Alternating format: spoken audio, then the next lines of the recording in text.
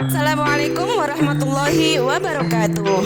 Salam dan bahagia Bapak Ibu Guru yang berbahagia. Perkenalkan, saya Wahidatun Niswa, calon guru penggerak Angkatan 5 dari Kabupaten Demak. Berikut ini saya akan menyampaikan hasil analisis saya dari wawancara saya dengan 3 orang pemimpin sekolah yang ada di lingkungan saya terkait dengan pengambilan keputusan di sekolah masing-masing. Berikut ini adalah cuplikan hasil wawancara saya beserta analisis dan refleksi saya setelah melakukan wawancara dengan ketiga pimpinan sekolah tersebut. Selamat menyaksikan.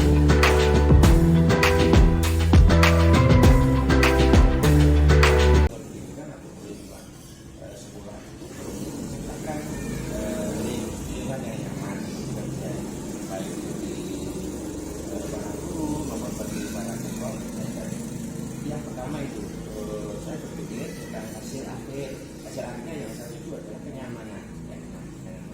Yang kedua, saya berpikir tentang aturan yang semestinya dipatuhi oleh rekan guru juga para siswa. Yang kalau kita analisa aturan itu diciptakan untuk menciptakan kenyamanan tadi. Yang ketiga, saya berpikir tentang rasa peduli, berpikir tentang rasa peduli kepada sesama, kepada teman-teman guru, kepada para siswa, orang tua dan sebagainya. 3 prinsip ini yang selama ini saya gunakan di siswa. Ketiganya itu saya ramu menjadi satu.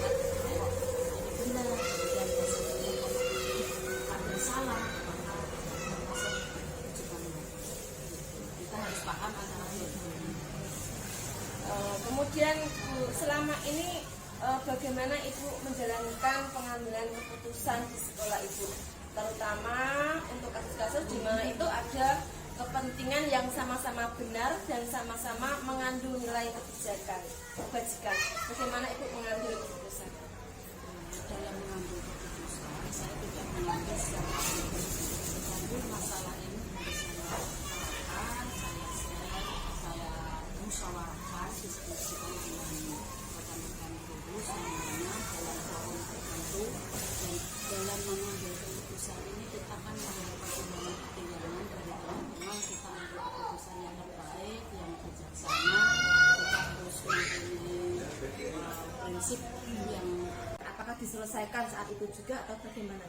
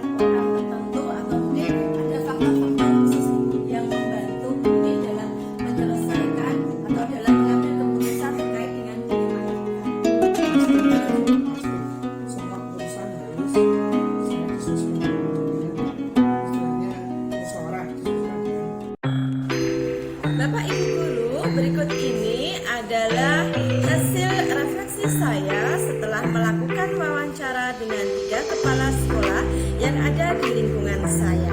Yang pertama adalah tentang hal-hal apa yang menarik dari wawancara tersebut. Pertanyaan-pertanyaan mengganjal seperti apa yang masih ada dari hasil wawancara tersebut apabila dibandingkan dengan hal-hal yang pernah saya pelajari pada modul 3.1 seperti 4 paradigma dalam pengambilan keputusan, 3 prinsip, dan 9 langkah pengujian.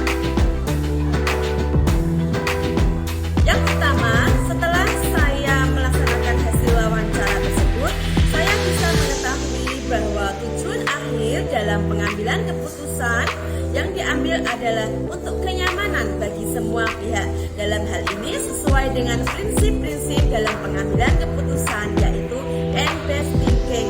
Kemudian pada wawancara tersebut saya juga bisa tahu bahwa dengan duduk bersama dalam suatu forum diskusi merupakan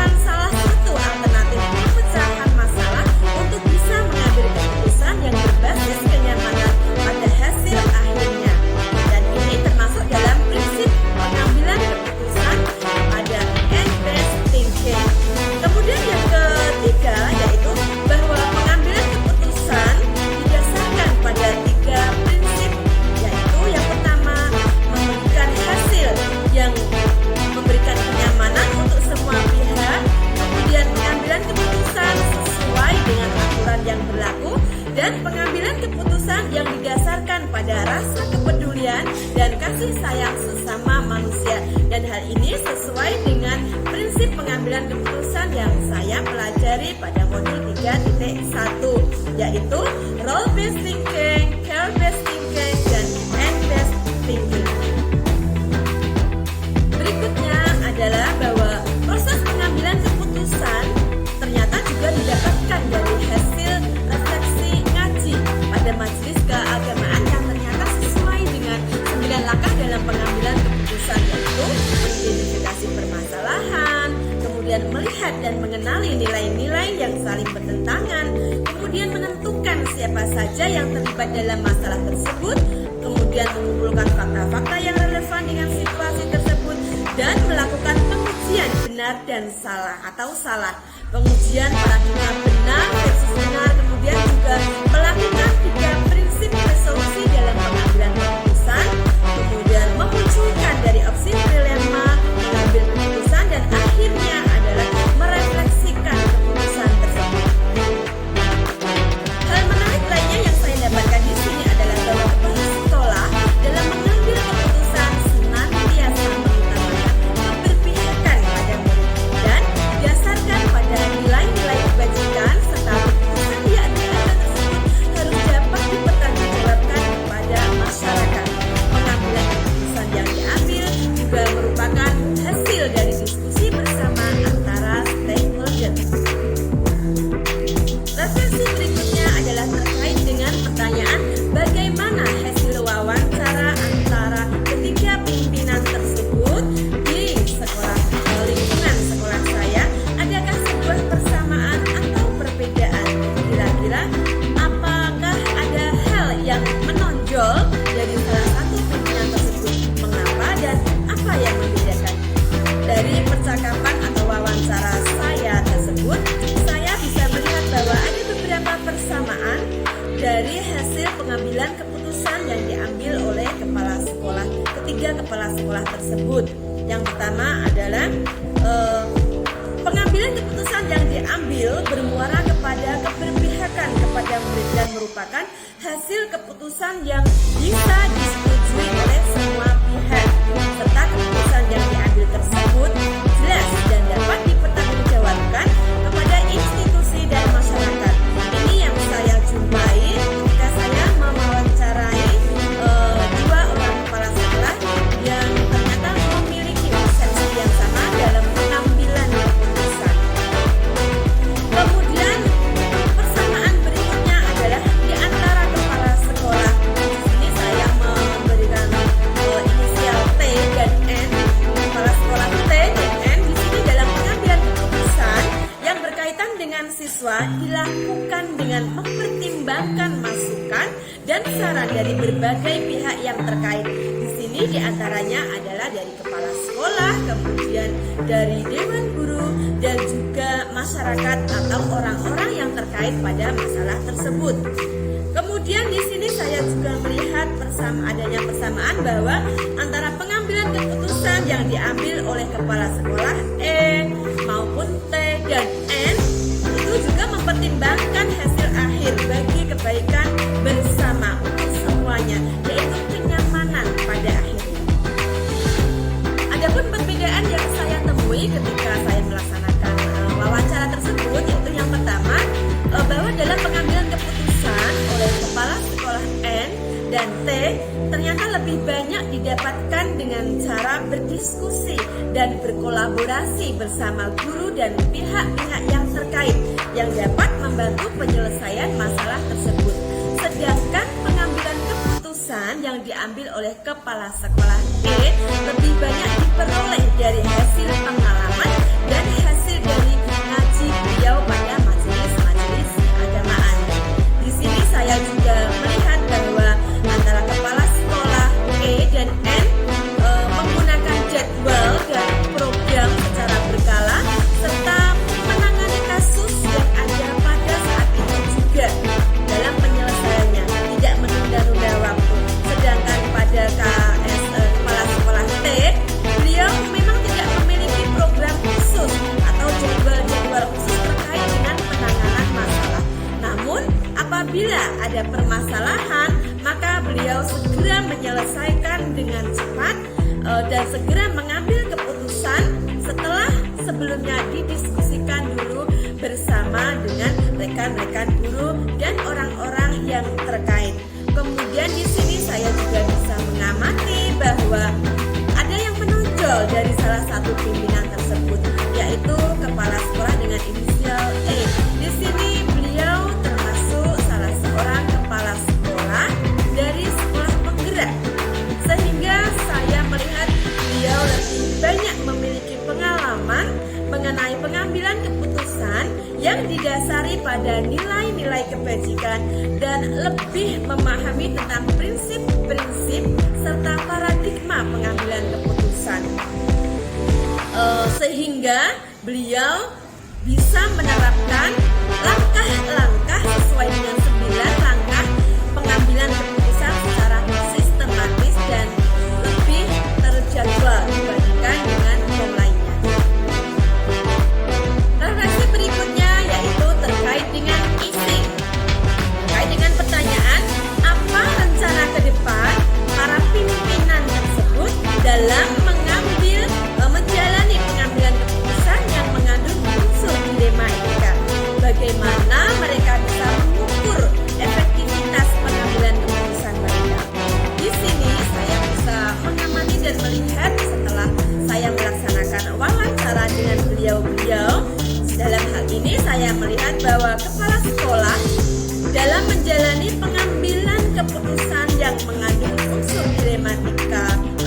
dilema etika antara lain di sini pengambilan keputusan dilakukan dengan cara berdiskusi dan berkolaborasi dengan semua komunitas sekolah, serta dalam pengambilan keputusan haruslah berpihak kepada murid dan memberikan kenyamanan bagi semua pihak, di mana apabila suasana sekolah nyaman, maka guru juga bisa melaksanakan tugasnya dengan baik, dan apabila murid merasa nyaman, murid juga akan bisa belajar dengan baik dan tenang.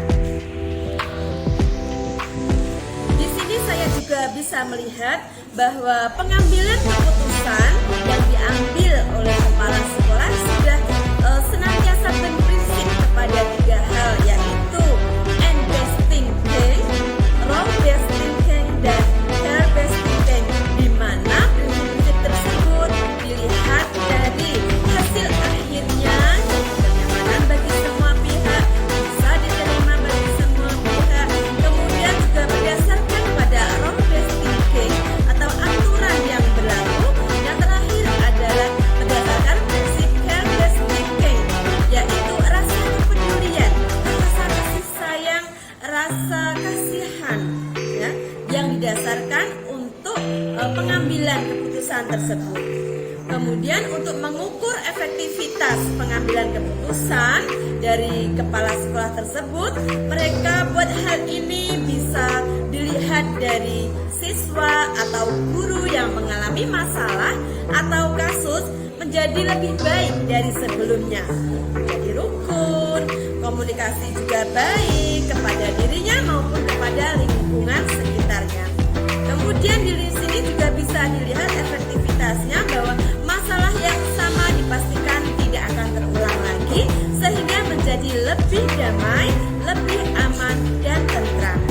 Dalam pengambilan keputusan ini senantiasa dilakukan secara kolaboratif dan preventif, karena hal ini dirasa menjadi lebih efektif daripada pemberian hukuman kepada siswa. Kemudian melalui kegiatan bimbingan secara khusus terhadap siswa yang bermasalah di sekolah, hal ini akan menjadi lebih efektif apabila dibandingkan dengan pembimbingan yang dilakukan secara umum atau klasikal. Refleksi berikutnya masih terkait dengan isi, yaitu terkait dengan pertanyaan bagaimana saya sendiri akan menerapkan pengambilan keputusan dilema etika pada lingkungan saya sendiri, pada murid-murid saya, dan pada kolega guru-guru saya yang lain, dan kapan saya akan menerapkannya. Dalam pengambilan keputusan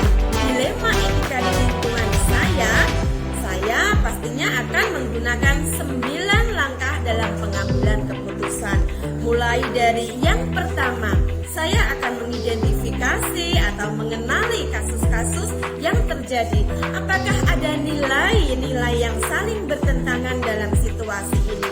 Sehingga saya nantinya akan bisa menentukan, bisa melihat apakah kasus ini terkait dengan dilema etika ataukah termasuk ke dalam rujukan moral.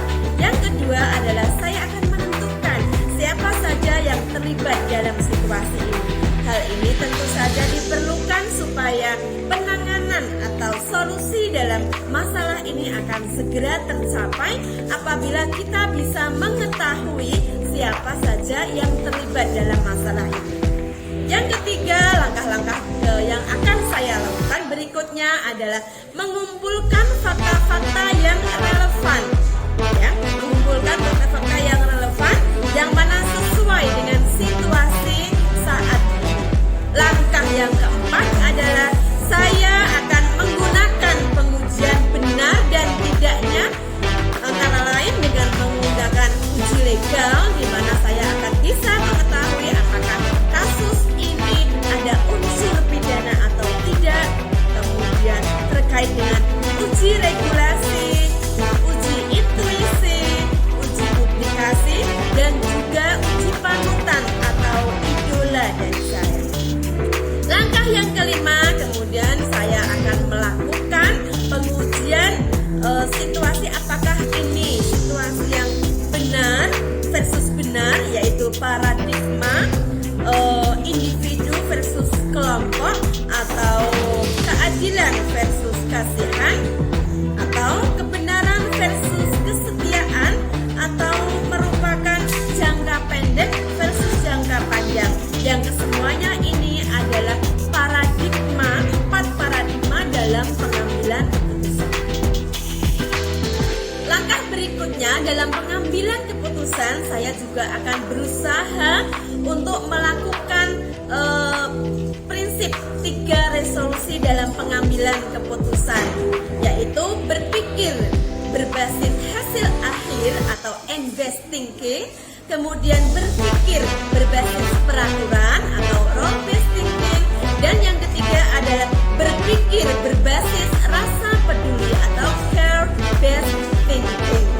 Langkah yang berikutnya atau langkah yang ke-8, saya akan berusaha untuk membuat keputusan yang bisa diterima oleh semua pihak, yang sebelumnya juga akan saya diskusikan bersama dengan rekan-rekan sejawat saya atau mungkin orang lain yang lebih memiliki wawasan dan pengetahuan yang lebih banyak dibandingkan dengan saya. Langkah yang terakhir, kemudian setelah saya mengambil keputusan, saya akan mencoba untuk merefleksikan kembali untuk kasus tersebut. Saya refleksikan untuk saya jadikan bahan acuan apabila terjadi kasus yang sama. Saya jadikan pelajaran sekaligus acuan bagi kasus-kasus selanjutnya. Langkah yang terakhir yang akan saya lakukan bahwa keputusan yang saya ambil ini nantinya haruslah bisa dipertanggungjawabkan dan selalu mendasarkan keputusan saya ini kepada nilai-nilai kebajikan. Penerapan langkah pengambilan keputusan ini tentunya akan saya mulai dari saat ini juga dengan menggunakan 4 prinsip paradigma pengambilan keputusan dan juga 9 langkah dalam pengambilan keputusan. Dan ke-9 langkah dalam pengambilan keputusan ini tentunya saya juga akan menggunakan 3 prinsip pengambilan keputusan yang tadi saya sebutkan di depan, end-based thinking, role-based thinking, dan care-based thinking.